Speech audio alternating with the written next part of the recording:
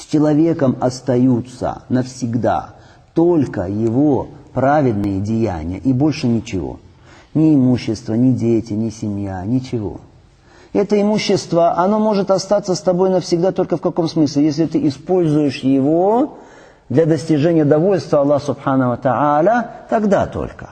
Хорошо? А так, все это бренно, все это тленно. Поэтому нужно думать о том, чтобы запастись вот этим вот аль-бакияту салиха. Не терять время. Не терять время много на разные развлечения, на интернет, на телевидение, на прогулки и на прочее, на бесполезные беседы.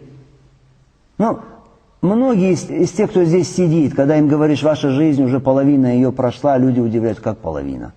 Почему говорите половина? Может быть, я проживу долго. Кто сказал тебе, что ты проживешь долго? Эта умма живет обычно сколько? 60-70 лет, так обычно. Если тебе уже под 40, если тебе за 30, чего ты еще откладываешь, чего ждешь ты еще?